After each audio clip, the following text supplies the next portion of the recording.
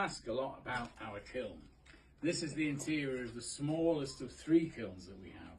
This is the only one on Far side. The other 2 are on what's called Hoe Hill, which is the other yard. So it's a coal-fired kiln.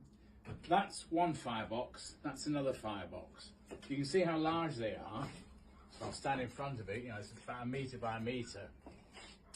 And it's coal-fired, so you can imagine the force of flame coming out of these. And you can see a build-up of carbon and a build-up of silt, as it were, not silt, but soot that's been encrusted to the ceiling of the kiln. So the flame will come out of those, come down through the stack, and the stack is usually, tile-wise, is about this high, and then it'll have pots on top. And the pots are great within what's called the void, so that you don't get a sort of just a space, and it's much better to have some randomly pieces in it, so it just breaks up the flame, as it were. So the flame comes down and then through this checkered floor. So this has got 3 bricks thick, like that, and it's all checkered. So it's drawing the flame through the ware. So the actual flue itself is underneath, and it runs the full length of this kiln, and then out of the middle of the kiln, out there, and off through to the chimney. So there's an incredible draw. So there's 3 fireboxes, one's in that far corner, and then sort of the doorway that way.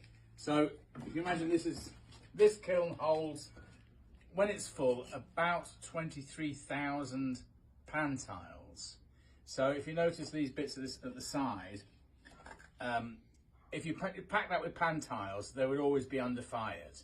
So that way you're getting a decent firing. Actually, virtually everything that comes out of here, not everything is saleable, but virtually everything is properly fired anyway. So yeah, it's quite a sizable piece of sizable kiln.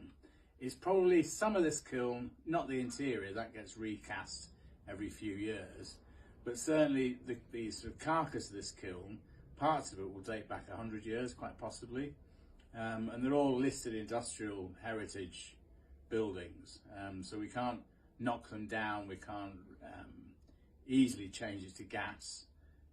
We'd have to completely change the kiln. So yeah, so these are the last 3 of their type still working in the UK. But anyway, I'll try and sort of count out the size of the kiln. So it's 1, 2, 3, 4, 5, 6, 7, 8, 9, 10. About 11 yards, or nearly 11 metres long. And it's probably about 6 metres wide.